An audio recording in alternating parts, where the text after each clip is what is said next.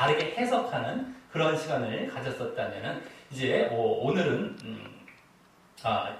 그 이후에도 그때 말씀드렸지만 그 이후에도 계속해서 그 나머지 예정론 구절들에 대해서도 2차, 3차에 걸쳐서 계속해서 이제 바르게 해석하면서 웬만한 그 예정론 구절들을 다 이제 다뤄보고자 하는 그러한 이제 계획을 말씀드렸었는데요.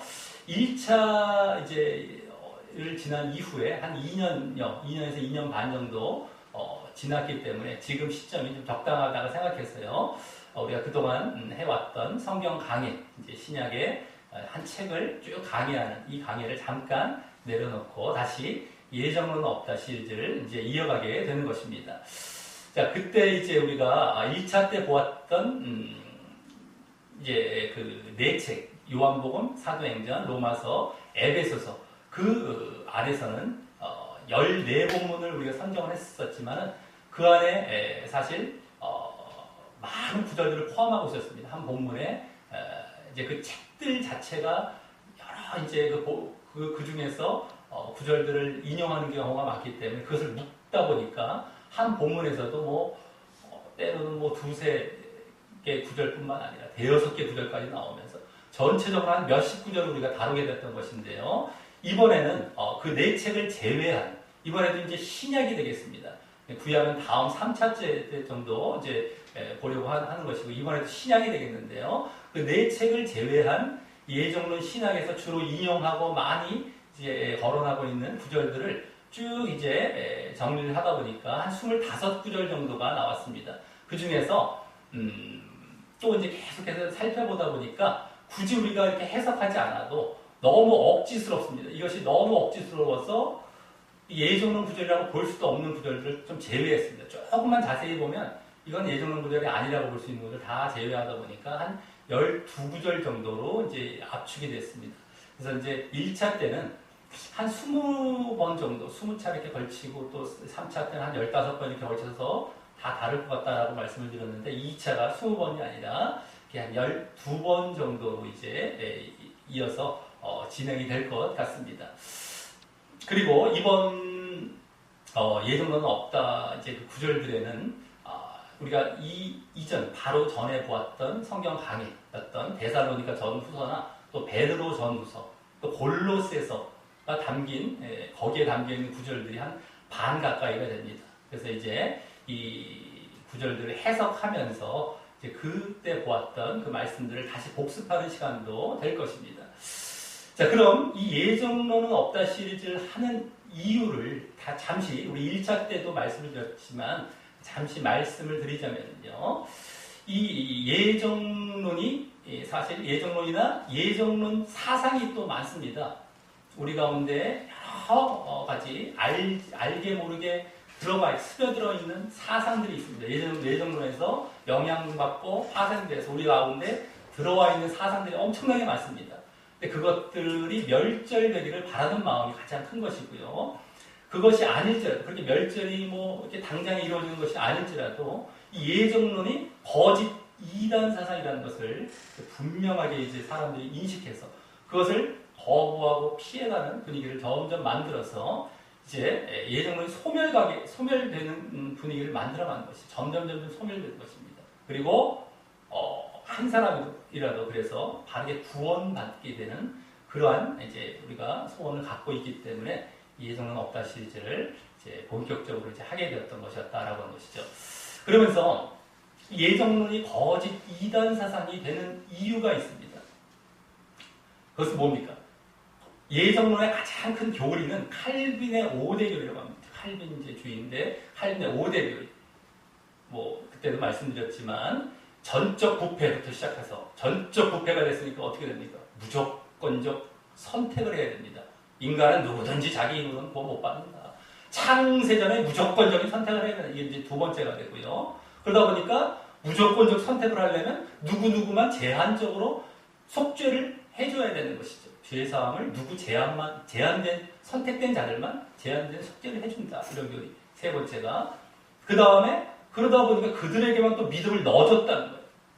이 불가항력적 은혜입니다. 저항할 수 없어요. 그들에게만 막 믿음을 억지로라도 넣어줘서 그들은 무조건 창세에서 선택했던 대로 구원받게 하는 이 불강력적 은혜라는 것이 네 번째가 되겠고요. 그러다 보니까 이들은 어떻게 해서든지 구원을 받게 되니까 한번 믿었으면 구원에서 떨어나갈 수 없다라는 그게 이제 이루어져 있으니까 성도를 견인해서 어떻게든 간에 구원받게 한다는 이 다섯 번째 교리가까지가 이제 칼빈의 5대 교리가 되겠는데요. 이 5대 교리를 잘 이제 보다 보면 나올 수 있는 추출되었던 그러한 이제 잘못된 사상들이 뭐가 있었습니까? 자유의지를 완전히 무시하게 되죠. 이 사람의 자유의지. 우리는 로봇입니다, 지금. 우리는 로봇이고 다 계획되어 있는 삶을 살고 있는 뭐 그냥 그런 사람들이에요. 말도 안 되는 그러한 지금 내용들, 말도 안 되는 주장들이죠. 우리는 로봇이랍니다. 다 각본이 되어 있고 우리는 살 필요가 없는 거예요. 이런 말도 없는 어쨌든 말도 안 되는 그러한 이제 주장들이 나와. 자유의지를 완전히 이제 무시하게 되고요. 또 하나님의 절대 주권을 오용하게 됩니다. 하나님의 주권이라는 것이 성경에 나오긴 나오는데 절대라는 말을 또 앞서 붙여놨죠. 절대적으로 하나님의 주권에 의해서 우리는 아무것도 뭐 이러한 것을 오용하게 됩니다. 그런 차원의 주권이 아닌데요. 하나님의 절대 주권을 오용하고 그러면 성령에 대해서 남용을 합니다. 뭐 좀 불리하면 성령을 갖다 붙이기 시작해요. 뭔가 막히고 뭔가 좀 힘들다 성령을 어쨌든 갖다 써서 막 붙이기 시작하죠. 남용이에요. 남용. 성령을 우리가 무시해서는 안 되지만 남용을 합니다. 이런 이제 모습들이 이제 나오면서요. 결국에 그러므로 나타나는 이제 또 이 잘못된 신앙의 형태가 뭡니까? 우리 신앙에 있어서 핵심 요소입니다. 핵심 요소는 회개와 믿음인데요. 그것도 이제 외면하는 쪽으로 가게 되죠. 점점. 그리고 행함. 가장 우리 신앙에 있어서 중요한 건 회개, 이런 행함, 이런 것. 그 다음에 심판과 지옥도 거의 잘 얘기를 안 합니다. 외면케 합니다. 우리가 심판, 지옥을 얼마나 인식하고 거기서 두렵고 떨림으로 구원을 이루어가는 차원이 되어야 되는데 싹 지혜요. 당장에 듣기 좋은 얘기하면서 행복하다, 당신들 행복하기 위해서 믿으세요라는 쪽으로 이제 몰고 갑니다. 사람들이 싫어할 리는 없죠. 근데 성경 제대로 보면 그거 아니라는 것이죠. 그런 식으로 성경에 나와 있지 않습니다. 심판과 지옥도 싹 무시를 해버리죠.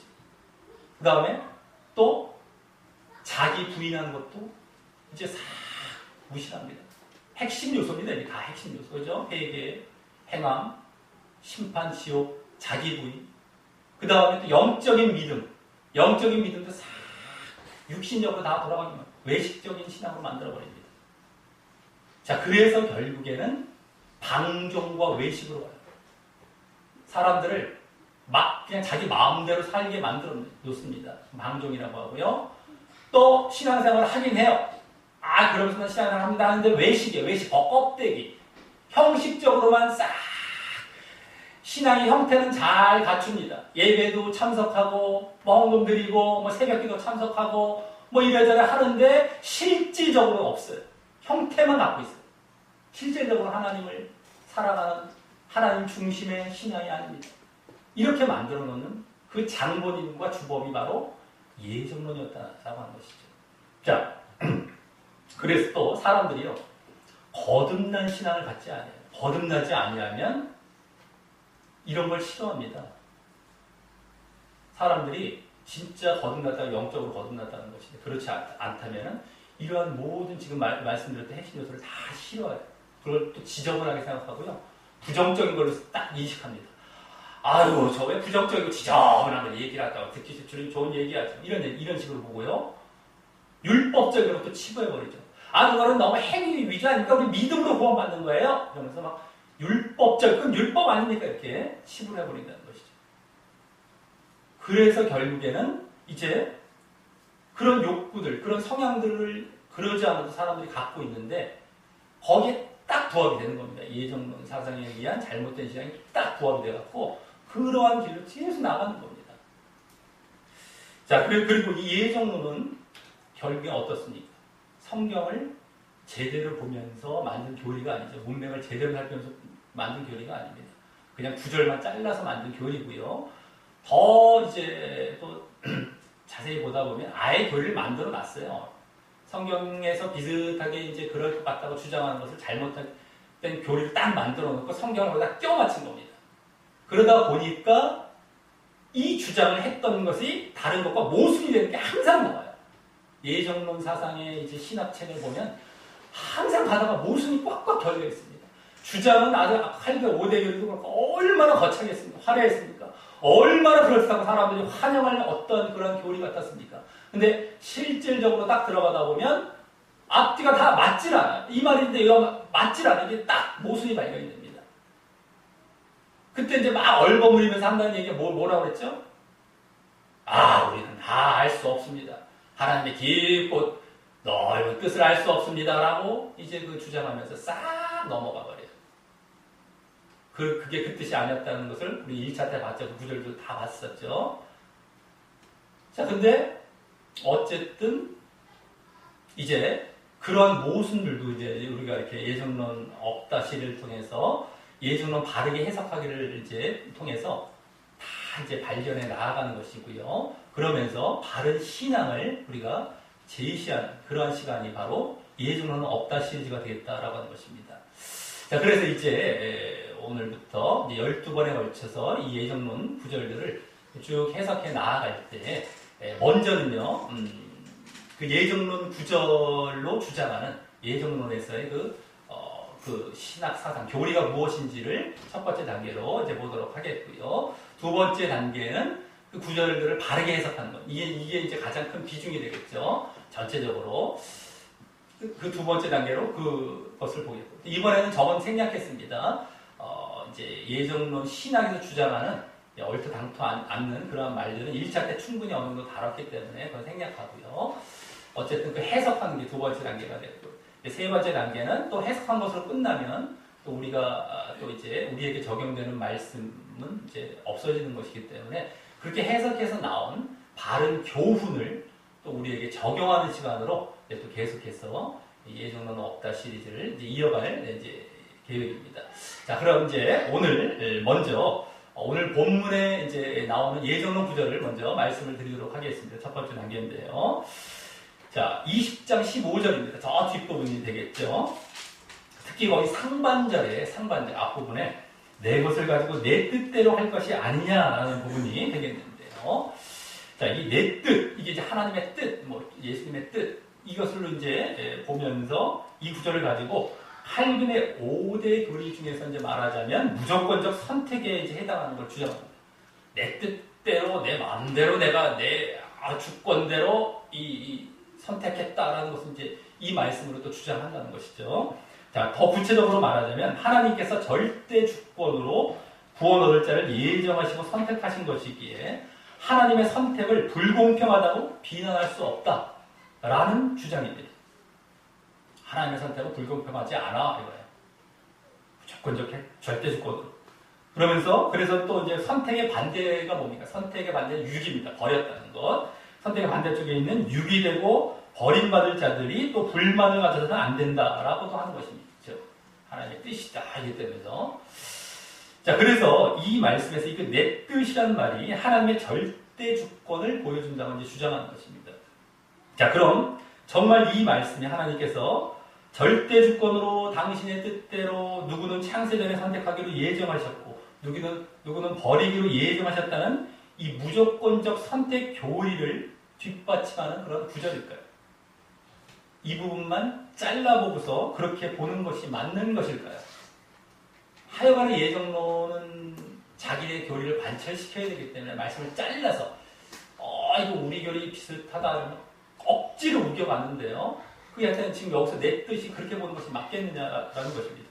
그래서 이제부터 다음 단계로 이 구절이 포함된 오늘 본문 전체를 이제 바르게 해석하며 이 구절이 과연 그와 같은 예정론에 맞는지 이제 쭉 살펴보는 시간으로 이제 넘어가도록 하겠습니다. 자, 두 번째 단계인데요. 자, 오늘 본문은 비유로 이루어진 본문이기에 오늘 본문만 보아서는 안 되고 이 비유를 드시게 된 배경인 그 앞의 내용을, 그 앞의 본문을 함께 이제 봐야 합니다. 그래서 예수님께서 이제 오늘 본문은 20장에 나왔지만, 첫 절에 나왔지만, 원래 19장을 잘 보시기 바라겠습니다. 19장 1절을 보면은요, 갈릴리에서 떠나 예루살렘을 향해 가시는 모습이 나오고요. 갈릴리에서 원래 주된 사역을 하셨고 이제 예루살렘에 쭉 가시는 겁니다. 그 이후에 바리새인들의 시험 사건이 나오죠. 바리새인들의 예수님을 시험하는 사건이 그 이후에 나오고요. 거쳐서 어린아이를 만나시고 또 부자 청년을 각각 만나시게 되는 사건이 이제 계속 이어지는 것입니다. 어린아이와 부자 청년. 그리고 그 어린아이와 부자 청년의 사건에서 예수님은 모두 천국에 대해 언급하시게 되는데, 그래서 그 두 어린아이나 부자 청년이라는 존재는 천국에 들어가는 자격에 있어서 서로 대조적인 인물로 제시되게 되는 셈인 것입니다. 자, 그중 결국 어린아이와 같이 자신을 낮추고 전적으로 하나님을 의지하는 자가 되어야 천국에 들어갈 수 있음을 말씀하시게 되는 것이고요. 반면에 부자 청년은 자신의 소유를 버리지 못하게 되는데, 이제 그런 데서 보여지듯이 자신을 낮추어 자신을 버리고 부인하지 못하고, 또 그래서 진정 하나님께로 돌아가지 못하고 하나님을 의지하지 못하는 자예요. 자신을 버리지 못합니다. 아까 어린아이는 자신을 낮추고, 이제 버리는 것과 같은 차원인데 낮춰서 하나님만 의지한다면 이 부자 청년은 그걸 못해요. 그래서 하나님을 의지하지 못합니다. 자기를 내려놓지 못하고, 낮추지 못하고, 버리지 못하고, 대신에 자신의 선한 일과 선한 행위로 영생과 천국에 들어가려고 했기 때문에 천국에 못 들어가는 인물이 되게 되는 것입니다. 자신의 선한 일과 선한 행위로 영생과 천국에 들어가려고 했기 때문에 천국에 못 들어가는 그런 인물로 이제 제시가 되는 것입니다. 자, 그래서 예수님은 그러니까 이제 어떠한 일을 하여야, 내가 어떠한 선한 일을 행해야만 들어가겠습니까? 라는 이제 그런 질문에서 보여주는 선한 행위 쪽에 초점이 맞춰져 있습니다. 자기를 부인하는 그런 믿음 차원이 아니라 그런 쪽으로 이제 들어가 버리는 거죠. 그래서 천국에 못 들어가는 그런 인물로 제시가 되는 거죠. 그래서 예수님은 물론 이제 이렇게 어린아이와 부자 청년을 만나시게 된 사건을 마태복음의 기자인 마태가 이렇게 배치를 해놓은 것이죠. 이걸 이제 보여주는 어떤 의도가 있었던 겁니다. 두 대조되게 다른 어떤 사건이 있었을지 모르지만 그 중간에 이렇게 어쨌든 기록한 의도가 있는 것이죠. 근데 하나님이 똑같은 겁니다. 그것은 또 마태가 그렇게 이제 보여주고 있는 것인데. 자, 그래서 이제 예수님은 이제 그 19장 23절에서 부자 청년과의 사건을 이후에 부자가 천국에 들어가기가 엄청 어렵다라는 말씀을 하심으로 이 자신을 버리고 하나님께 온전히 돌아와서 예수님을 믿고 따라야 천국 간다는 사실을 주시시키게 됩니다. 그러니까 하나님께 돌아온다는 것은 또 예수님을 믿고 따른다는 것과 일치하는 것이거든요. 나를 쫓으라. 너가 이 모든 것을 가난한 자들에게 주고 나를 따르라 라고 말씀하셨습니다. 예수님께서 부자 청년에게. 그러니까 모든 걸 버려야 되는 것이에요. 자기를 버리고 내려놓고 부인하고 또 대신에 예수님을 쫓아 다 따라가야 된다는 것입니다. 이것인데 이 사실을 이것을 못하니까 천국에 들어가기 어렵다. 부자들이 그렇게 이제 말씀을 이제 하시게 되었던 겁니다. 그러니까 여기서 초점은 이제 부자 청년 쪽으로 더 초점이 이제 주어지게 되고요. 그리고 자기를 내려놓고 또 예수님을 따라야 된다는 쪽에 또 초점을 이제 점점 두고 계신 것이었습니다. 자, 오늘 본문은 그 부자 청년 사건과 연관하여 이제 오늘 또 바로 앞부분인 19장 말미, 그 19장 27절부터 30절에 보여지는 본문에 이어지는 이제 본문입니다. 오늘 비유입니다. 그러니까 그 부분을 잘 봐야 되죠. 19장 27절부터 30절에 딸려있는 비유가 오늘 본문인 겁니다. 그게 이제 원래 주 본문이 되는 것이죠. 그 부분이 19장 27절부터 30절. 자, 그럼 그 내용도 이제 먼저 말씀을 드리겠습니다. 이제 부자 청년과 관련된 또 사건입니다. 그 부분이. 자, 먼저 제자 중에 대표를 할 수 있는 베드로가 전과 같이 이제 주로 나서서 뭐 이제 말을 예수님께 막 질문 많이 했었죠. 그와 같이 이번에도 나서서요. 부자 청년과 관련한 예수님의 핵심적인 가르침을 이제 듣고 나서요. 아까 예수님께 이제 뭐라고 거기 질문합니까? 우리가 모든 것을 버리고 주를 쫓았사오니 그런즉 우리가 무엇을 얻겠습니까? 라고 질문합니다. 자, 이것이 이제 바른 질문이 되는 것일까요? 자, 베드로는 우선 예수님께서 부자 청년에게 결정적으로 요청하신 그 소유를 버리라 라는 요구와 그 다음 당신을 따르라. 아까 21절에서 그랬습니다. 19장 21절에서 부자 청년에게 소유를 버리고 나를 따르라. 이 요구에 대해서 자신들은 그렇게 했다라는 것을 정확히 드러내고 있습니다. 이 질문 속에. 그죠? 모든 것을 버리고 이러죠. 버리고. 그걸 잘 보셔야 됩니다. 버리고 또 주를 쫓았다, 따랐다. 그죠? 쫓았사오니. 이걸 잘 드러내고 있어요. 그 부자 청년이 요구했던 그 예수님의 요구 같이 자신이 그렇게 했다는 것이죠. 자, 그러면서 그 다음 뭐라고 합니까? 그런즉 우리가 무엇을 얻겠습니까? 라는 질문은 그러한 자신들의 희생과 이제 버렸다는 건 희생이 되겠고요. 또 따랐다, 쫓았다는 건 순종이 되죠. 순종. 희생과 그 순종에 대한 어떤 보상입니다. 무엇을 얻겠습니까? 이 보상을 당연히 기대하고 있는 모습인데 이 부분이 조금 이제 불편해 보이는 것입니다. 자, 왜냐하면 예수님의 그 부자 청년에 대한 요청과 가르침은 결국 자신을 중심으로 자신이 가장 관심 있어하고 우선순위로 생각하는 것. 그 부자 청년에게는 돈이었죠. 돈, 물질. 그것을 가장 관심 있어하고 우선순위로 생각하는 것을 버리고 하나님을 진정 바라보라 라고 하신 것이었고 또 그래서 사람의 선한 일이나 행위를 통하여 구원을 얻는 것이 아니라 바로 그러한 하나님의 방식과 방법으로 얻는 것임을 이제 말씀하신 것이었는데요. 지금 이러한 제자들의 바램과 기대는 베드로의 질문 속에 나온 바램과 기대는 그러한 예수님의 뜻과 가르침에 정면으로 위배되기 때문입니다. 즉 이들은 지금 버렸다라고 하면서 다시 얻을 것을 생각하고 있기 때문이라는 것이죠. 버렸다 하면서 얻을 것. 그리고 더 결정적인 것은 주를 쫓았다라고 하면서 그 보상을 바라보고 있다는 거예요. 주님을 쫓은 것인지 그 보상을 쫓은 것인지. 그죠? 버렸다고 하면서 얻을 것 생각하고요. 네, 쫓았다고 하면서 보상을 받는 것입니다. 자, 이들은 아마 예수님께서 그 부자 청년에게 이제 말씀하실 때요. 저 21절, 21절을 보시면은 그렇게 그 부자 청년이 소유를 버리면 하늘에서 보화가 있을 것이다 라는 말씀에 주로 귀를 기울이고 자신들의 관심을 집중시킨 것 같습니다. 하늘에 보물이 있다는 거구나.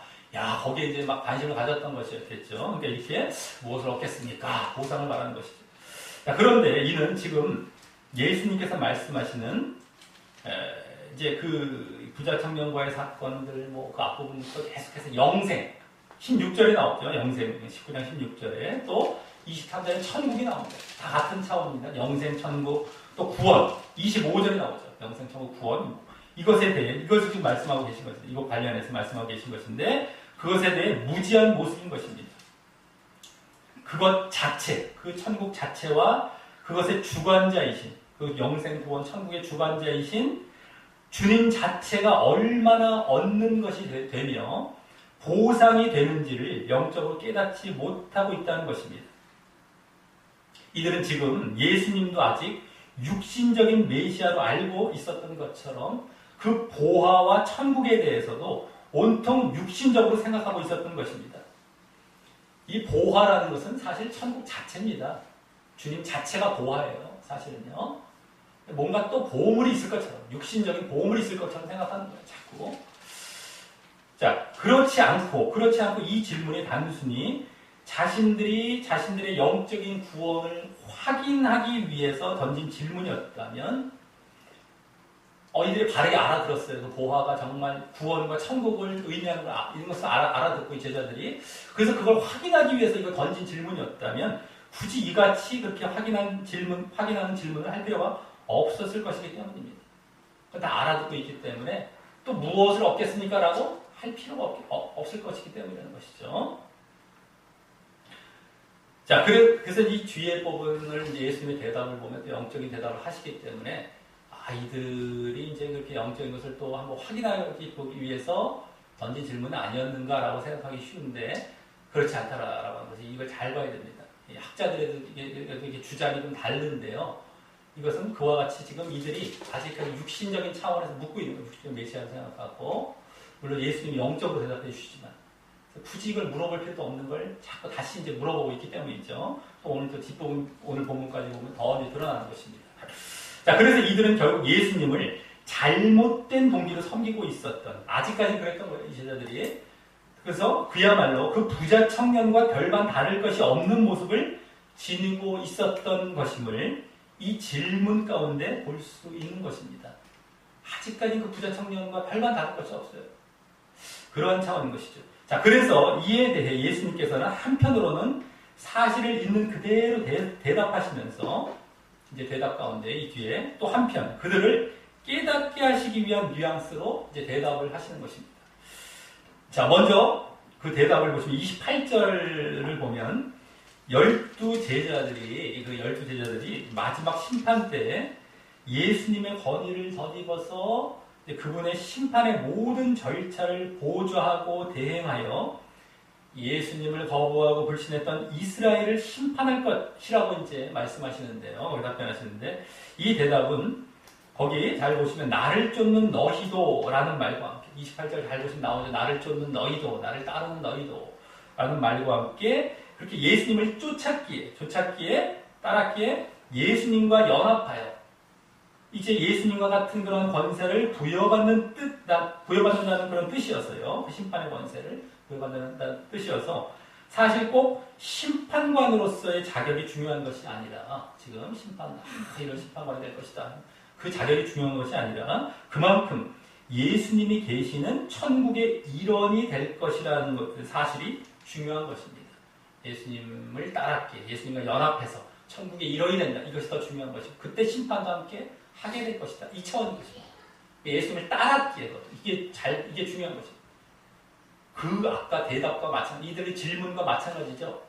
그죠? 이 부자 청년에게도 말씀하셨던 버리고 나를 쫓아라 이랬을 때 쫓은 거, 따른 거, 이거 차원에서 대답을 하신 것입니다. 쫓았기에 모든 걸 버리고 주님을 따랐는데 이렇게 아까 질문했잖아요. 쫓았다 이 부분. 그것에 맞춰서 대답을 하신 것이고 28절은요. 자, 그 다음 29절은요. 이번에는 아까는 주를 쫓았다와 관련된 대답이었다면 이번에는 소유를 버린 자, 아까 버렸다. 여기에 초점이 맞춰진 거예요. 소유를 버린 자의 그런 버렸다는 것에 관련해서 대답하시는데요. 바로 예수 이름을 위하여, 예수를 바르게 믿기 위하여라는 말입니다. 그것이 원래. 그래서 자신을 중심으로 한 자신의 중요한 다른 모든 것, 그 부자 청년에게는 돈이었지만 그 밖에도 자신에게 가장 중요한 게 뭡니까? 여기 집이나 형제나 자매나 부모나 자식이나 전토, 이런 재산들, 이런 것에 그런 것의 우선순위를 뒤로 한다면 이런 걸 버린다는 거예요. 이런 걸 뒤로 하는 거예요. 다 어마어마한 것이죠. 부자 청년 거기서 실패했지 않습니까? 근데 이런 걸 다 뒤로 하라는 거예요. 여기도 잘 보십시오. 집이나 전토 이런 건 재산 쪽에 해당하고 형제자매 부모 자식은 가족 쪽에 해당하는 겁니다. 그죠? 근데 지금도 얼마나 가족들을 사람들이 최후의 보루로 생각합니다. 최고 내지는 최후의 보루라고 생각해요. 끝까지 가족만큼은 붙들고 있어요. 근데 그것까지 초월해야 된다는 게 우리의 신앙이지만 어쨌든 그것까지 주님과 가족이 딱 걸리면 거기서 결정적으로 결판이 나는 겁니다. 주님을 선택하느냐 가족. 이런 경우가 지금도 많습니다. 어쨌든 그것까지도 예수님께서 벌써 말씀하고 계시는 거예요. 건들고 계시죠 벌써. 이게 신앙이니까요. 이 진리 차원이니까. 우리가 지금 가족의 행복과 가족의 어떤 안일을 위해서 신앙생활하는 게 아니거든요. 왜 그런 차원이 아닙니다. 정말 구원받기 위한 것입니다. 이걸 다 건들고 계시는 게 진리인 거예요. 그래서 자꾸 육에 매인 사람들은 이런 말씀을 보면 불편할 수 있어요. 이게 왜 가족은 왜 건드시지? 딴 건데 다 버려. 이럴 수가 있는데 그렇지 않습니다. 그것까지 다 버리라는 가장 소중하게 여기는 우선순위를 말씀하시는 것이죠. 물론. 자, 그랬을 때 그것에 대한 여러 배의 보상과 또 가장 중요한 영생, 그 구원이죠. 천국. 그것을 상속받을 것을 말씀하시는 것입니다.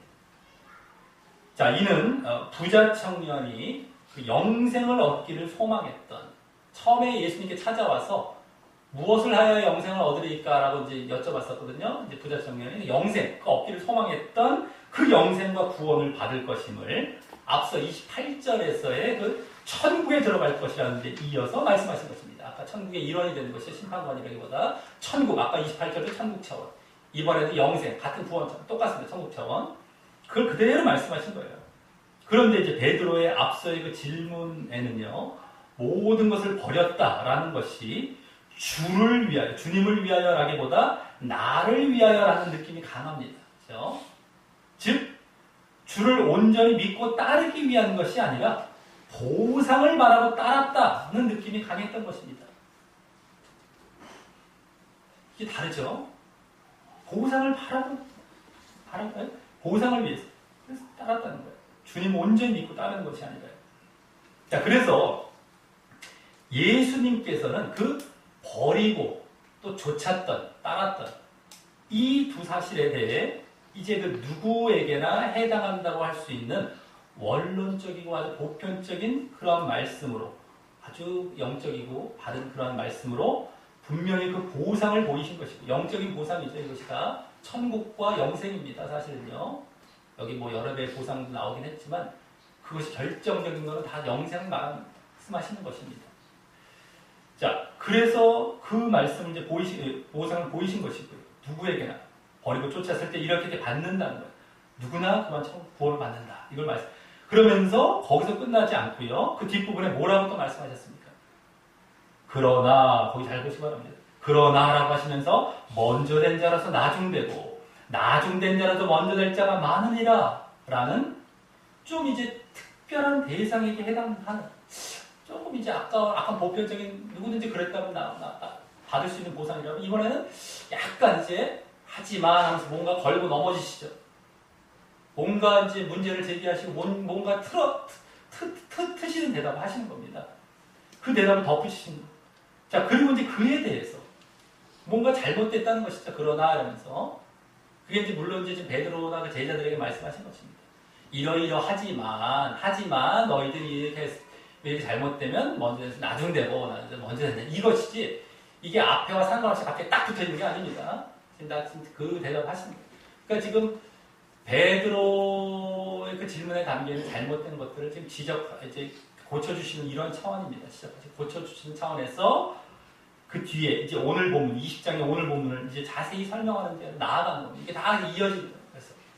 그래서 이제 오늘 비유 본문 마지막 절에 보면 그 먼저 된 자, 나중된 자에 대한 말씀이 다시 나오고 있는 것입니다. 20장 16절에 나옵니다. 오늘 본문 마지막 절에 나오죠. 다 이어져 있어요. 이걸 모르고 따로 보다 보면 또 딴 얘기합니다. 자꾸 문맥과 상관없이 이렇게 보다 보면 자기 마음대로 다른 얘기한다는 거예요. 이제 잘 말씀을 하시다 그러나 하시면서 약간 트셨는데 그것에 대한 비유가 이제 오늘 20장 1절부터 16절에 그 비유가 되신다라고 하는 것이죠. 자, 그리고 이 비유는요, 또한 처음 1절에 나오듯이 잘 보시기 바랍니다. 1절. 천국에 대한 말씀입니다. 천국. 지금 계속해서 아까 어린아이와 부자 청년의 사건, 그리고 앞서 그 보상에 대한 말씀에서도 천국과 영생을 언급하신 데 이어서 계속 천국에 대해서 말씀하시는 거예요. 계속 지금 이어가고 계신 것입니다. 딱 보여지는 것이죠. 그래서 자꾸 우리가 지금 문맥과 상관없이 똑똑 잘라갖고 막 보고 싶은 대로 봐버리는 게 아닙니다. 말씀. 그래서. 그러면 막 자기 마음대로 해석하고 자기 마음대로 이렇게 볼 수도 있고 저렇게 볼 수도 있고, 그러니까 나중에 나오는 얘기가 뭡니까? 귀에 걸면 귀걸이, 코에 걸면 코걸이, 말씀은 그런 거야. 이런 식으로 인식이 된 경우가 너무너무 많아요. 지금. 제대로 안 봐놓고. 그리고 예정론을 비롯한 그런 예정론이 지금 신학의 가장 큰 주류를 형성하고 있거든요. 신학하면 예정론이에요. 쉽게 말해서. 그 근원으로 들어가 보면요. 칼빈 교리, 칼빈 신학의 대표로 알고 있기 때문에. 근데 그 또 중심 사상은 예정론이기 때문에. 근데 거기서 다 말씀을 잘라서 그와 같이 신학을 만들어 놨습니다. 잘라서 자기 마음대로 해석해놨고요. 그래서 막 그걸 또 가르쳐 놨으니 사람들은 이렇게 보고 싶다, 이렇게 보고, 저렇게 보고 싶다, 저렇게 보고. 그러니까 그런 말들이 늘 나오고. 그래서 조금 말씀 좀 맞다는 분들이 또 이제 막 말씀을 해석할 때 막 뜬구름잡는 얘기를 합니다. 소설을 써요, 말씀을. 그러면서 막 그냥 철학을 해요. 말씀을 철학합니다. 근데 그것을 당당하게 그러한 모습을 내비쳐요. 왜요? 나도 귀에 걸면 귀걸이 이 행동한 거야. 코를 걸면 코걸이 나도 한번 한 거야. 왜? 뭐 다 그렇게 보잖아? 이게 아주 그냥 당연시 되어 있다는 거예요, 지금. 너무너무 어처구니 없습니다. 지금. 이런 말 하나 보면. 지금 문맥을 제대로 보다 보면, 아하, 이게 다 이어져. 이게 무슨 뜻일까라고 우리가 연구하고, 거기 묵상하고, 거기에 완전히 빠져들어서 제대로 볼 생각을 해야 되는데, 그게 쉽게 보여지지 않거든요. 씨름하고, 기도하고 이러면서 봐야 되는데, 절대 그렇게 안 봐버리고 쉽게 봐버린 다음에 잘못 가르쳐 놓고서 말이죠, 사람을. 그래서 결국에 그렇게 잘못 가르친 경우는 어떻게 됩니까? 바른 가르침 나와지지 않습니다. 결국에 엉터리 가르침으로 지옥 가게 되는 가르침 결국에 노출이 돼요. 결국에 그렇게 됩니다. 그래서 지금 수도 없는 사람들이 다 거짓 신앙과 잘못된 신앙과 다 지금 멸망을 향해 가고 있지 않습니까? 지금 이제 예? 그러지 않았던 사람들이나 이건 듣고 약간 좀 뭐 기분이 좀 불쾌할 수 있는 사람들은 너만 잘났냐 이렇게 얘기할 수 있을지 모르지만 그것이 아니라 말이죠. 자 그래서 그럼 1절에는요. 이제 1절에는 이 비유의 배경이 이제 소개가 됩니다. 이제 거기 1절에 나오는 포도원은 이제 천국을 말하는 것이죠. 천국에 지금 말씀하고 있었기 때문에. 그래서 집 주인은 예수님을 말하는 거죠. 예수님, 하나님 될 수 있지만 특별히 예수님이 되는 것이고요. 그 천국의 주인이니까. 그리고 품꾼은 거기 이제 뭐 들여보내고 하는 것이기 때문에 예수님의 제자들이나 지금 당장에는 그 자리에서는 또 신자들, 믿을 자들을 말하는 것입니다. 자, 그리고 거기 집주인이 품꾼을 고용하러 나간 이른 아침이라는 시간, 1절에 거기 나오고, 당시 해 뜨는 시간이자 노동 시작 시간인 영시, 이제 유대인 시간으로 영시, 즉 지금 시각으로는 아침 6시였을 것입니다. 그러니까 우리나라 시각, 우리 지금 현재 시각에 6을 더하면 된대. 6을 더하면 그 당시 시각에 6을 더하면 지금 시간이 나옵니다. 6시, 아침 6시. 자, 그래서 그때 마침 2절과 같이 품꾼들을 만나게 되고요. 당시 하루 품삯이었던 한 데나리온씩을 줄 것을 그들과 약속하고 그들을 포도원으로 들여보냅니다.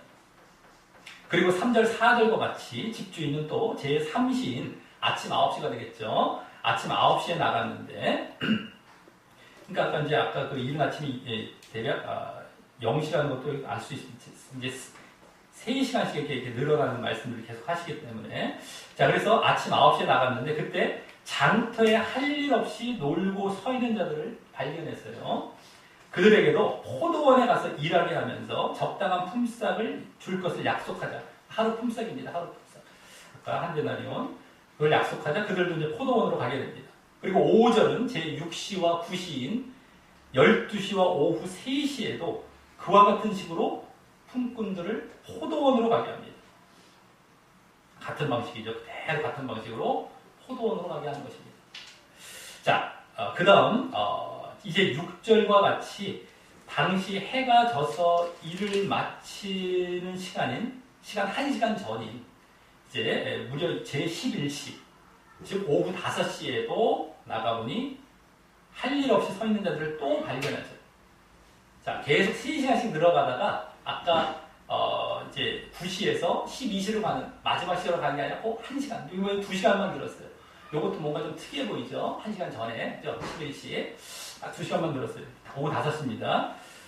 이번에도 할 일 없이 서 있는 사람들을 발견해서 이번에는 집주인이 7절과 같이 그들에게 물어봅니다. 어째서 너희는 종일토록 하는 일 없이 빈둥거리며 서 있느냐라고 하자 그들이 아무도 우리를 일하도록 고용해주지 않았기 때문입니다 라고 대답합니다.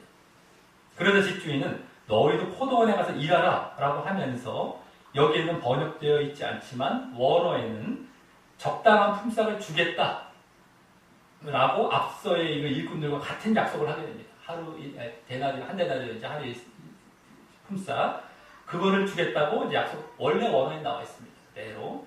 자, 그런데 여기 유독 앞에는 나오지 않았던 왜 그 품꾼들이 아직 일하지 않고 있었는지에 대해서 그 이유를 서로 이제 말하고 있는 장면이 나오는 것을 볼 때 이게 주인과 집주인과 이들은 지금 다른 고용주들에 의해 무가치한 자로 여겨져서요. 거절된 사람들이라는 사실을 짐작케 합니다. 우리를 품꾼으로 쓰는 이가 없습니다. 했는데 무가치한 자로 이제 여겨져서 거절됐다는 그러한 것을 짐작해야 되는 거예요. 이게 지금 그런 질문을 통해서 보여주고 있는 것이죠. 자, 그리고 그런 대화 가운데 여기 마지막에 이렇게 고용된 자들, 5시에 고용된 자들은 이제 앞서 먼저 고용된 자들과 좀 다른 부류로 구분이 됨을 또 느끼게 되는 것입니다. 약간 좀 다른 느낌이다라는 것을 이제 받게 되죠. 이렇게 이런 질문과 대답 속에서. 자, 그리고 또 이렇게 늦게까지도 고용한 사실로 볼 때 이제 지금이 아주 긴급하고 마지막 심판이 곧 있을 마지막 때일 것임을 암시하고 있다고 할 수 있는 것입니다. 이 천국에 들어보내는 것이 포도원이라는 것 들어보내는 것이 이제 마지막 때를 이렇게 암시하고 있는 것이죠. 이제 어쨌든 마지막까지도 이렇게 들어보내라고 애쓰고 계시는 예수님 집주인의 모습이 되는 겁니다. 어쨌든 자, 그러면서 이제 8절부터는 장면이 바뀌었어요. 해가 이제 저뭅니다. 6시가 됐겠죠. 해가 저물고 모든 일이 맞춰져서 포도원 주인이 청지기를 시켜서 품꾼들에게 품삯을 나눠주는 장면으로 이어집니다. 그리고 이제 여기서부터 이 비유의 화제가 되는 사건이 본격적으로 시작되게 됩니다. 8절을 보면 나중 온 자로부터 시작하여 먼저 온 자까지의 순서로 이제 삭스를 주게 되고요. 이것부터가 이제 이상해 보이게 됩니다. 나중 온 자로부터 먼저 온 자. 물론 10절과 같이 나중 온 자들을 가볍게 주고 먼저 온 자들을 후하게 주기 위해서일지도 모르는 것이기 때문에 그 먼저 온 자들은 그와 같은 생각으로 기다리고 있었겠죠. 우리가 먼저 왔는데 왜 나중 온 자를 먼저 주지? 우리가 더 주려나 보다, 더 후하게 주려나 보다 하면서 이제 기다리고 있습니다. 10절에 이제 비춰지듯이. 자, 그런데 웬일입니까? 그들이나 자신들도, 나중 온 자들이나 먼저 온 자들도 한 데나리온씩 받고 끝난 것입니다. 그냥, 더 주지 않고. 자, 물론 그것은, 그렇게 한 데나리온을 받은 것은요, 먼저 온 자들이 처음에 약속받았던 그 하루 품삯을 받은 거였습니다. 하지만 이들은 저 나중 온 자들이 자신들과 똑같이 받았던 것이 못내 마음에 걸리고 못마땅했던 것입니다. 그게 못마땅한 건 마음에 걸리고. 그래서 어떻게 보면 당연해 보일지 모르지만 사실은 자신들에게 피해가 가는 것은 전혀 없었던 그 사실에 대해서요. 사실 피해가 가는 것이 하나도 없었습니다. 그 사실에 대해서 이제 11절과 12절과 같이 집주인을 원망하면서 또 원망 섞인 말을 하게 됩니다. 집주인을 원망하는 모습이 나와요. 글로 이어지죠. 잘 보셔야 됩니다. 이 비유들을. 자, 나중 온 사람들이 늦게 와서, 거기 이제 무슨 원망 섞인 말을 합니까? 나중 온 사람들이 늦게 와서 아마 또 서늘할 때였겠죠. 해가 많이 지고. 그래서 그렇게 서늘할 때 그것도 1시간만 딱 일을 했는데 그들을 하루 종일 수고하며 더위를 견딘 자신들과 더위를 아까 그 사람들은 더위들을 안 견뎠고 아주 쉽게 1시간만 여기는 더위까지 견디면 종일 수고하며 이러한 자신들과 똑같이 대우했다라는 것입니다. 자, 그것도 그들은 다른 사람들이 거의 하루 종일 고용할 가치도 못 느껴서 이제 방치되고 있었던 뭔가 부족해 보이는 것 같은 사람들이었기에 더했겠죠. 저들은 저기 가치도 없고 누가 이렇게 쓸 것 같지도 않았던 사람들인데 저들이 늦게까지 와서 나랑 똑같이 봐도 못마땅한 겁니다. 자, 이에 그 집주인이 13절부터 15절 같이 대답하는데 그 먼저 온 자들 중 한 사람에게 이제 대답을 한 것은 한 사람에게 이는 그 한 사람에게 거기 친구여라는 호칭을 보이게 함으로써요. 친구여 이렇게 호칭하죠. 그 먼저 온 자들에게 이 집주인이 어떤 감정이 있지 않고 그래서 그들을 괜히 미워해서 일부러 그렇게 한 것이 아님을 보이기 위함이었을 것입니다. 그 먼저 온 자들을 미워하는 것이 아니에요. 집주인은 그것도 아닌 겁니다. 그래서 더 주지 않고 한 것이 아니에요. 그것도 보여주는 거예요. 그래 친구여 이러면서 이렇게 지금 그겁니다. 한 사람에게 이제 주로 말하는 이유가 이제 그런 차원을 보이고 있는 것이죠. 그러니 누구를 괜히 선택해서 유기하는 일도 없으시죠.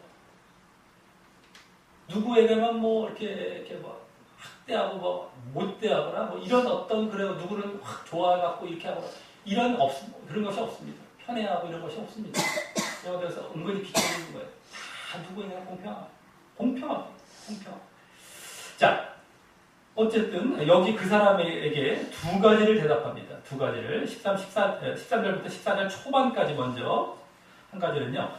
약속을 지켜서 내가 약속을 지켰다는 거예요. 잘못이 없으니 신경 쓰지 말고 그것에 대해서 신경 쓰지 말고 내 품삯을 받고 만족해하며 돌아가라 라는 한 가지와 나 잘못한 것이 어떻게 약속을 지킨 것이다.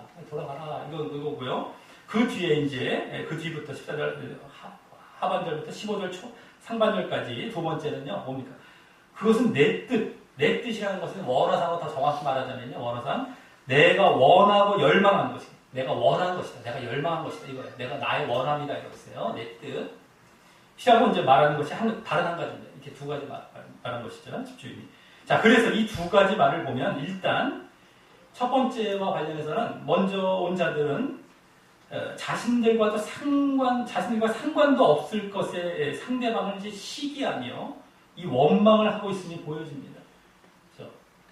상관도 없는데 자신이 품꾼으로 고용되었다는 그런 사실에 오히려 감사하고 그래서 다른 사람이 어떻게 봤던 자신에게 이제 했던 그 약속이 지켜졌다는 사실, 자신에게 받았던 그 약속이 지켜졌다는 그 사실에 대해서 만족해야 하는 것인데요. 고용되었고 그리고 이제 약속대로 한 대나리만 받았다는 것 이것에 만족해야 하고 다른 사람이 어떻게 됐던 간에 그거는 이제 뭐 상관할 일이 아니고요. 그렇게 하면 되는 것이었는데 이들은 그러기는커녕 어떻게 했습니까? 집주인을 원망하고 그래서 자신들의 목적이 자신들의 관심이 그 고용받음과 그에 대한 집주인의 약속에 있었던 것이 아니라 바로 자신들의 품삯에 있고 더 나아가 자신들의 가치 인정에 있음을 볼 수 있습니다. 품삯에 초점을 두었고요. 자신들이 가치 인정받는 것에 있는 거예요. 자꾸 자기 쪽이죠. 자기 쪽. 집주인이 고용해 주었다는 것, 집주인이 약속을 지켰다는 것에 대해서 초점을 두면 되는데 자기의 어떤 품삯, 자기가 인정받으려고 이쪽에 초점을 두고 있는 겁니다. 보여주는 겁니다. 자, 아마 그 나중 온 사람들이 가치 없어 보이는 자들이기에 더욱 그랬을 것입니다. 이 사람들 왜 데리고 오셔갖고 또, 이거 한 대는 똑같이, 더 가치 없어 보이는데. 예? 더더욱이 자신들의 초점을 두니까 더 그랬죠. 자, 예수님께서는 결국 바로 이와 같은 그들의 잘못된 동기를 드러내 보이시고자 이 비유를 들고 계신 것입니다. 지금 여기서 능건이 비춰지지 않습니까? 자기 쪽에 초점을 맞추고 집주인을 원망하는 막. 예? 이런 잘못된 동기를 쫙 드러내 보시고 계시는 거예요. 이 비유를 통해서. 이것이 아예 마땅히 우리가 일어날 일이고 나 같아도 억울하겠다. 나 같아도 따지겠다. 이런 차원으로 보는 게 아니라 그리고 지금 그걸 보고 봐야 되는 것이 아니라 지금 예수님께서 그 베드로를 비롯한 제자들의 그 잘못된 동기를 드러내시는 거, 이 비유를 통해서 서서히 드러나고 계시는 것이죠.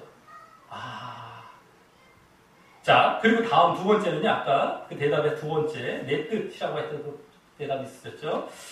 자, 그래서 이 먼저 온 자들은 집주인의 내 뜻대로, 내 원하는 대로라는 사실에 못마땅해 하며 도전하는 것입니다. 이 두 번째. 그것이 이제 볼 수가 있는 거예요, 지금. 이 먼저 온 자들에 대해서 그 못마땅해 해요. 내 뜻대로 하는 것을 못마땅해 합니다. 자, 이것은 자신들이 주인 행세하겠다는 것과 마찬가지입니다. 지금 집주인이 내 뜻대로 했다는 것은 그들은 알 수가 없었을 것이지만 아마도 그 나중 온 자들에 대해 불쌍히 여김과 또 그들도 일은 적게 했지만 그렇게 일을 위해 하루 종일 기다리고 있었고 또 결국 이 힘든 일도 그래서 마다하지 않고 쫓아왔던 것을 보면 기다리고 있었던 거예요. 애들도요. 그냥 와라 했더니 마다하지 않고 왔습니다. 그런 걸 보면 아마 남자였고요. 또 가장이었을 그들의 하루에도 먹고 살 부분을 책임지게 하고자 하는 가장이었을 것입니다. 남자였고 가장이었습니다. 그래서 하루 먹고 살 부분을 책임지게 하고자 하는 그 등의 마음이 담겨 있었을 것입니다. 이들은요. 거기다 그들은 평소에도 다른 사람들이 잘 고용해주지 않았던 자들이었을 것이고요.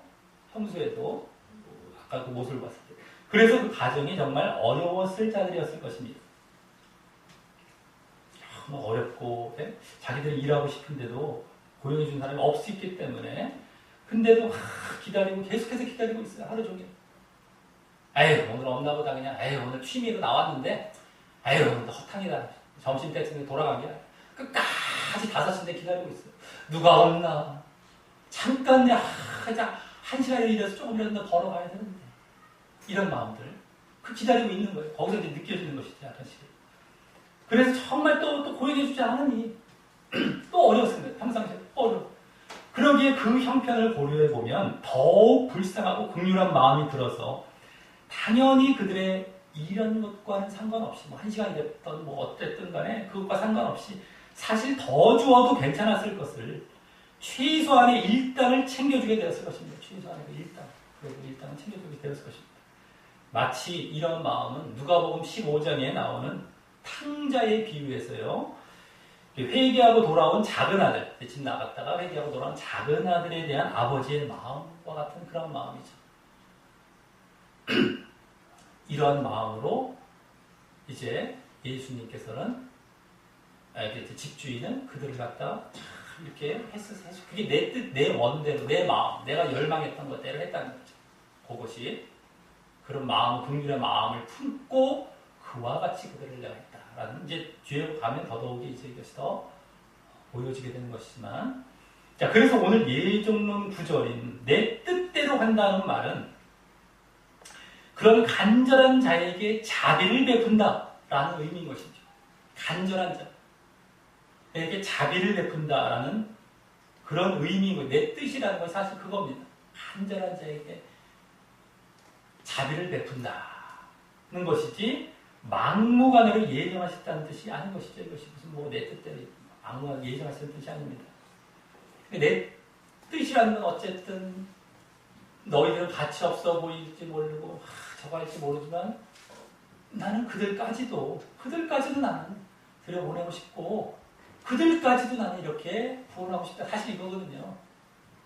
그러니까 그렇게 누구든가 근데 기다리고 있어. 나도 저기 들어가려고 기다리고 있는 자들이라면 그들을 내가 이렇게라도 해서 구원 주겠다는 이게 있거든요. 그 뜻입니다. 그 뜻. 내 뜻이라는 게 사실 알고 보면요. 자, 그래서 그 먼저 온 자들은 그런 집주인의 마음과 뜻은 알 생각도 하지 않은 가운데 집주인은 사실 이런 마음을 갖고 있었는데 이건 전혀 알 생각도 하지 않는 가운데 단순히 자신들만 생각하며 그리고 또 같은 품삯을 준 것에 대해서만 불평하고 결정적으로 앞서 11절에 잘 나오듯이 바로 집주인을 원망하고 있었던 것입니다. 그들만 불평하는 것이 아니라 집주인에서 원망까지 하고 있었던 것이죠. 자, 그리고 이와 같이 집주인은 먼저 온 자들에게는 약속도 지켰고 또 나중 온 자들에게는 자비도 베푼 것이 되는 것이었습니다. 그죠? 먼저들은 그냥 약속 다 지켰어요. 나중 온 자들은 다 자비를 또 베풀었습니다. 그래서 모두에게 오히려 선하게 하고 있었음에도 불구하고 선하게 그들이 그렇게 자신을 원망하고 집주인을 원망하고 있기 때문에 이제 15절 하반절과 같이 내가 선함으로 내가 악하게 보느냐? 라고 말합니다. 지금 자기 선하게 했는데 다 약속을 안 지킨 게 있느냐? 이들도 자비를 베풀어. 근데 악하게 원망하고 있어. 악하게 보는. 자, 이는 내가 자비롭고 관대하다고 해서 그것이 내 눈에 거슬리느냐? 라는 말입니다. 오히려 그래서 내 눈에 거슬려? 내가 자비롭고 관대로운데 그거죠. 자, 그러기에 이는 그들이 집주인의 뜻과는 전혀 다른 아예 반대의 자리에 서 있음을 강조하며 결론적으로 말하고 있는 것입니다. 집주인의 뜻과 전혀 반대의 자리에 있어야 되거든요. 자, 그래서 이 내가 선함으로 내가 악하게 보느냐는 말은 이제 이들이 단순히 품삯을 더 달라고 더 받기를 원하는 그런 문제를 넘어서요. 바로 집주인에 대한 반감과 불순종의 문제로 끝나고 있음을 앞서 11절에 그 집주인을 원망하면서 이제 벌써 예고된 이후에 확실히 보여주고 있는 것입니다. 품삯의 문제가 아니라 집주인을 원망하는 걸로 이제 넘어간 거예요. 그쪽으로 이제 싹 넘어간 겁니다. 자, 그러면서 이제 마지막 16절에서 다시 앞서 19장 끝절 30절이죠. 아까 거기서 하신 말씀을 반복하십니다. 먼저 된 자, 나중 된 자 겁니다. 이 비유의 끝을 맺으십니다. 그런데 그때와는 순서가 바뀌어서요. 아까 먼저 된 자를 먼저 말씀하셨는데 이번엔 나중 된 자를 먼저 된 자보다 먼저 말씀하십니다. 잘 보시기 바랍니다. 비교. 자, 이는 이제 예수님의 마음이 나중된 자의 편에 있음을 보여주는 것입니다.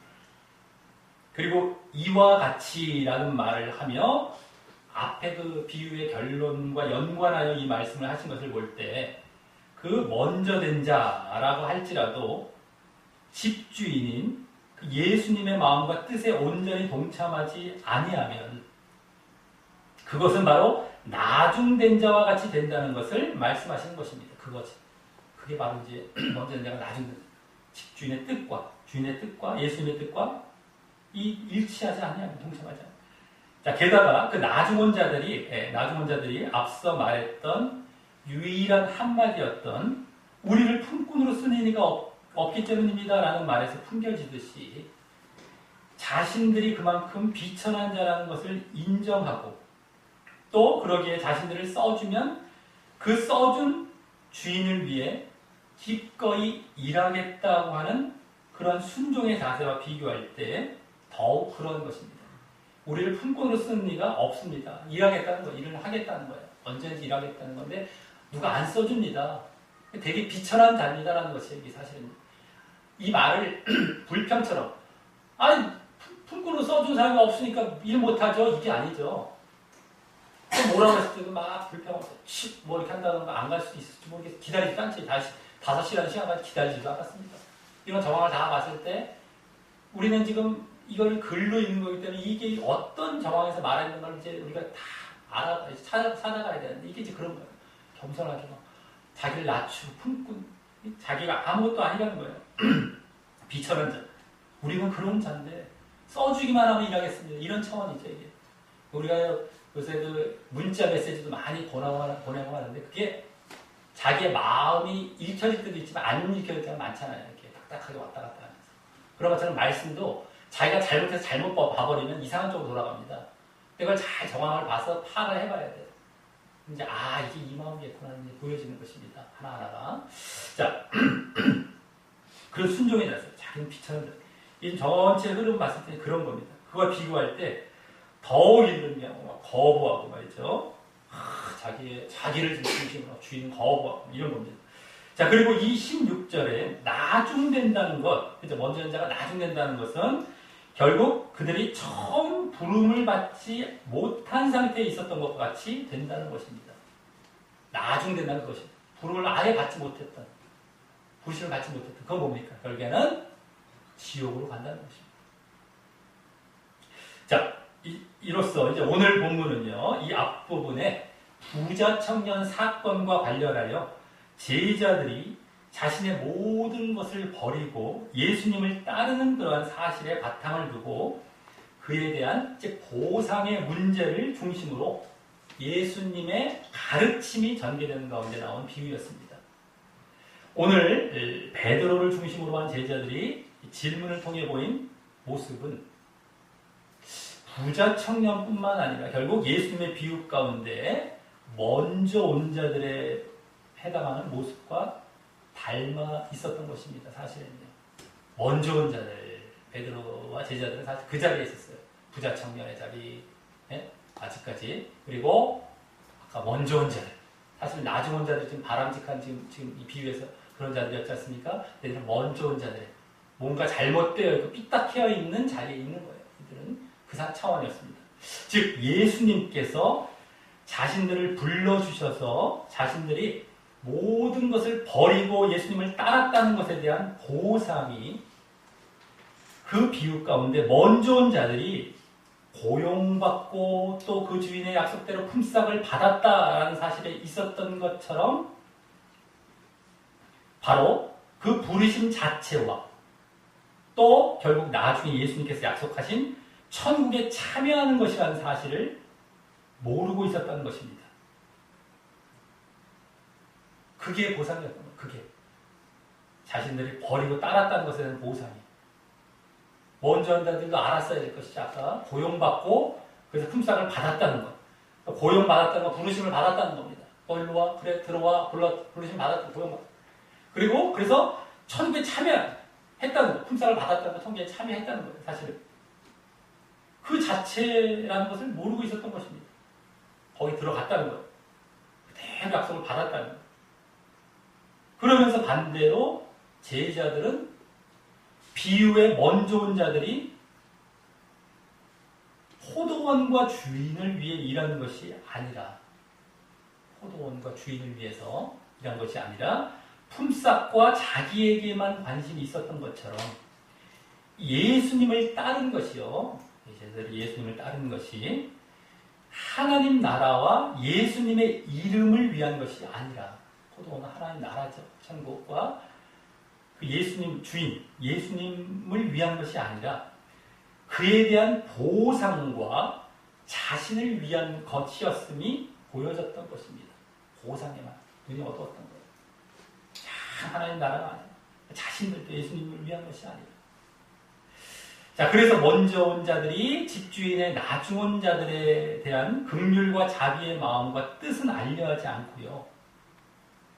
집주인을 원망하고 반대했던 것처럼 제자들이 예수님의 그 부르심 받고 또 천국 가길 원하는 자들인 결국 이방인들에 대한 긍휼과 자비의 마음과 뜻은 알려하지 않고 예수님을 원망하고 반대할 모습이었던 것입니다. 나중 온 자들은요, 결국엔 이방인들이었던 겁니다. 이제 아까 먼저 온 자들은 유대인들이 된 거예요. 먼저 부르심을 받았죠. 구약에서부터 모세를 통해서 출애굽하면서 유대인으로서 이제 구원의 자리에 들어가는 어떤 이런 초청을 받았죠. 이방인들은 나중에. 근데 또 유대인들이 이방인들을 무시하지 않습니까? 지금까지 무시하는 것처럼 저들은 우리 무리에 못 들어옵니다. 쟤들은 아주 비천한 자들 취급하면서. 근데 이방인들은 오늘 또 어땠습니까? 부르심 받고 천국 가길 원했어요. 나도 불러주세요. 나도 거기 들어가기 원합니다. 일하기 원합니다. 그게 이제 부르심 받고 천국 가길 원하는 거예요. 근데 그들에 대해서 긍휼과 자비의 마음을 갖고 있는 거예요. 예수님은 그대로 하나님은. 근데 그것에 대해서 부르시고 구원받기 복음을 전하고 했다고 그걸 원망하는 것과 똑같은 그 모습이었던 겁니다. 이방인을 이제 그 시기하면 말입니다. 이는 물론 이제 나중에 제자들보다는 예수님을 거부한 유대인들이 보이는 모습이 되죠. 제자들도 지금은 아직 유대인들과 이제 반반 섞여 있는 겁니다. 예수님을 따라가면서도 아직은. 그래서 유대인들이 이제 더 보이게 되고 제자들은 점점 거기서 벗어나게 되는 것이지만 아직까지 그런 자리에 있습니다. 자, 그리고 이러한 자들이 19장 끝절에서 많을 것, 그죠?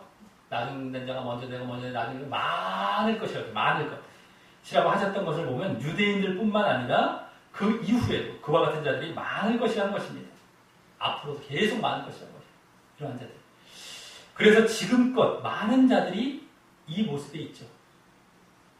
지금까지 많은 자들이 사실은 우리가 구원받았다라고 하는 것에 만족하고 끝납니다. 예전 문제는 특히 그런 거예요. 자, 그러니 오늘 15절에 내 뜻대로 한다는 오늘 비유의 그 집주인이나 예수님의 의지는요. 내 뜻대로 한다. 이게 예정론 구절이었죠. 그 집주인이나 예수님의 의지는 예정론의 그 하나님의 절대 주권에 의한 무조건적 선택을 뒷받침하는 구절이 전혀 아니고요. 바로 천국에 부르심받고 들어가기를 간절히 원하며 자신을 낮추고 주님께 기꺼이 순종하겠다고 하는 바른 신앙을 보이려는 자들에 대해, 이 당시에는 이방인들이 되겠지만 지금도 그런 자들이 있는 것이죠. 그들에 대해서 그들의 그런 모습을 보고 그냥 지나치지 않으시고자 하는, 그들이 그렇게 나온다면 나도 이렇게 하겠습니까? 나도 우리들에게 복음 전해주시고 나도 천국 들어가게 해주세요 했을 때 그걸 외면하지 않으세요. 그 마음인 거예요. 그 마음. 그 당신의 마음과 뜻대로, 그게 내 뜻이라는 거야, 내 뜻.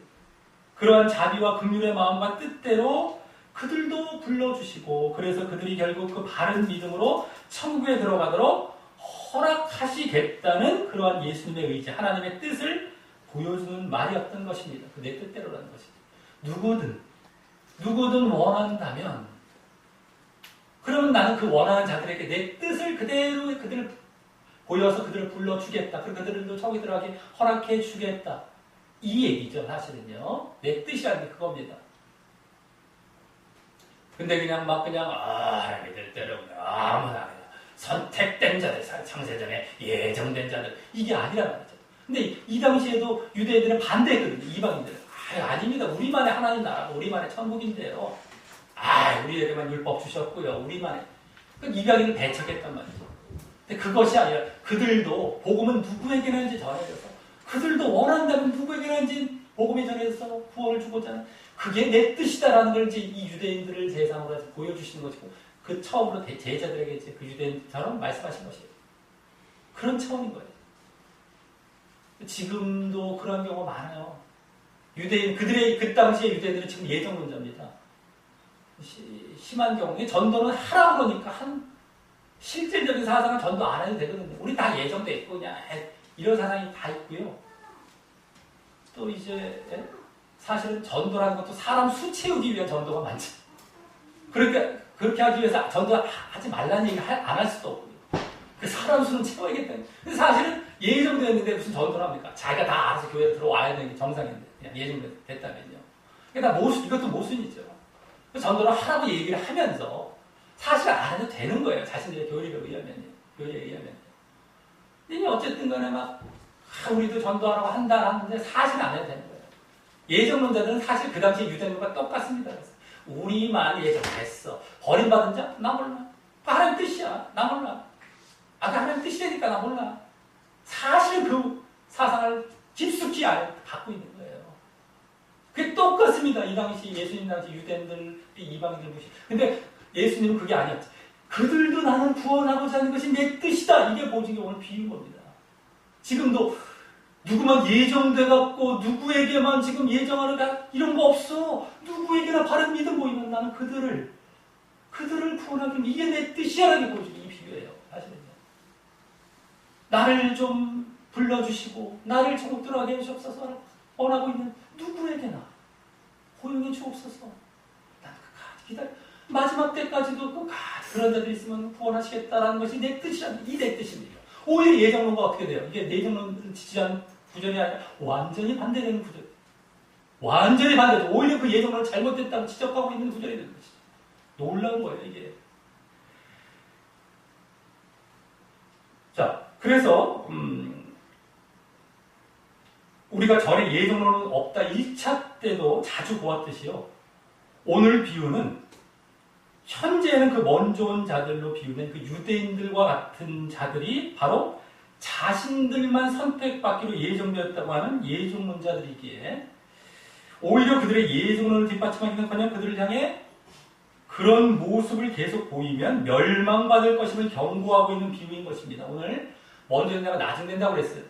자기는 예정된 구원받 유대인 옛날에 우리 구약 율법에 우리만의 하나님 여호와시여 이랬는데 아닌 거예요. 그런 자들이 오늘 나중에 멸망받는다는 거예요. 그런 식으로 지금 했다가 그렇지.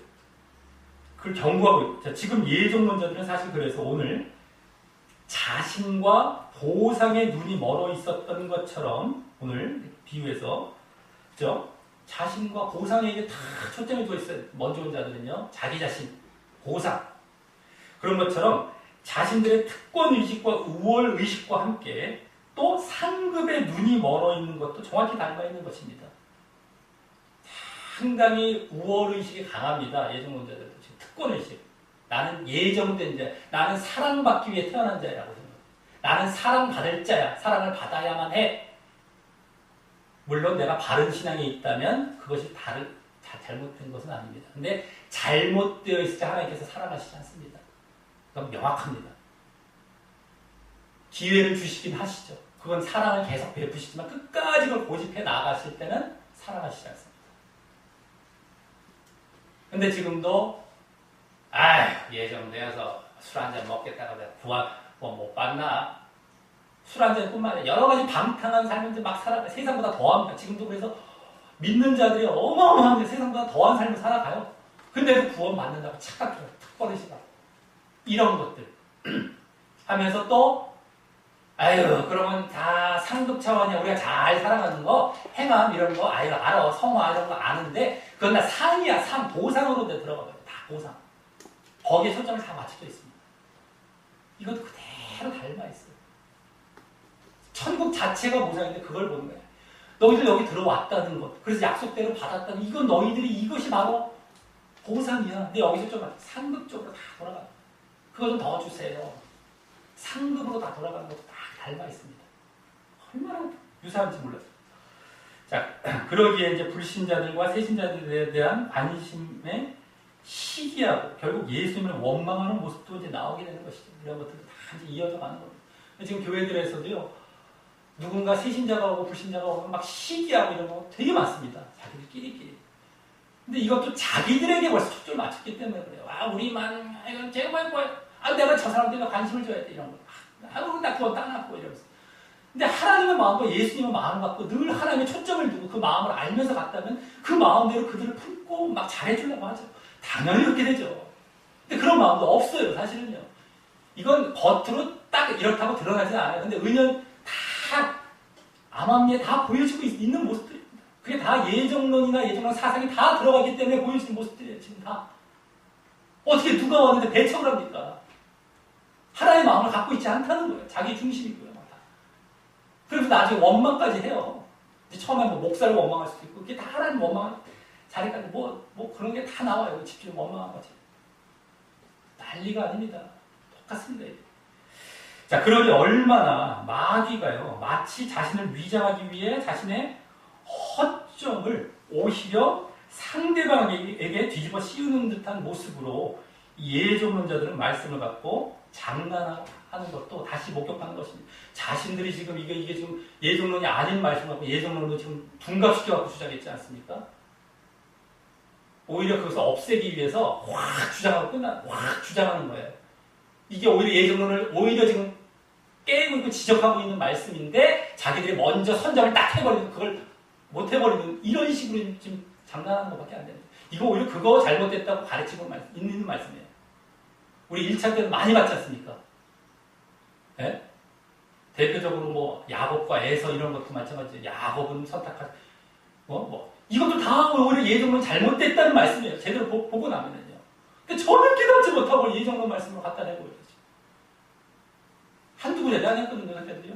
제대로 안 봤기 때문에 몰라서 그렇죠.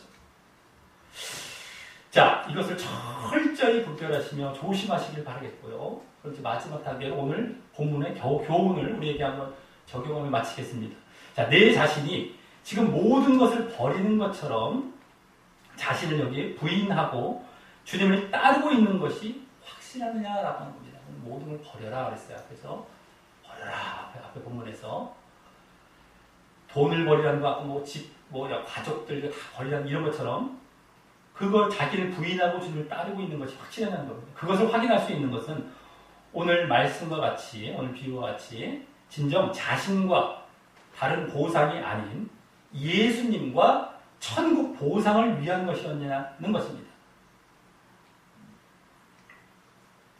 자신이 아닙니다. 예수님. 그리고 다른 보상이 아니라 천국을 위한 그런 모습을 내가 보이고 있었느냐. 자, 그래서 또 예수님의 불신자들과 새신자들에 대한 긍휼과 자기의 마음과 뜻을 알려 하고 있는지, 아니면 그 새신자도 시기하고 예수님의 그에 대한 관심도 원망 불평하며 반대하고 있는지, 만일 그렇다면 예수님께서 그런 자들이 많을 것이라는 것에 내 자신이 들어간 것이고요. 그런 자들이 앞으로 많을 것이라고 했어요. 내 자신이 들어간 겁니다. 저 사람도 그런데요. 그럼 그 잘못된 자리에 나도 들어간 거예요. 지금 멸망의 자리에 들어간 거예요. 들어가 있는 겁니다. 그래서 오늘 먼저 된 자들이 나중되어진 그 결과인 구원에서 멀어져 있는 상태인 것입니다. 멸망해 가고 있는 거예요. 다른 사람이 많이 이런 모습을 보인다고 절대 그걸 비교하면서 안심하면 안 됩니다. 언제든지. 오히려 이 신앙은 다른 사람들이 많이 보이고 있는 모습이 잘못될 가능성이 많다라고 의심하면서 봐도 크게 틀리지 않습니다. 이게 맞는 걸까라고 의심을 해보고 일단 시작해도, 그래서 조심조심해서 한번 살펴봐도 그게 오히려 옳을 가능성이 높아요. 신앙 차원에서, 영적인 차원에서는요.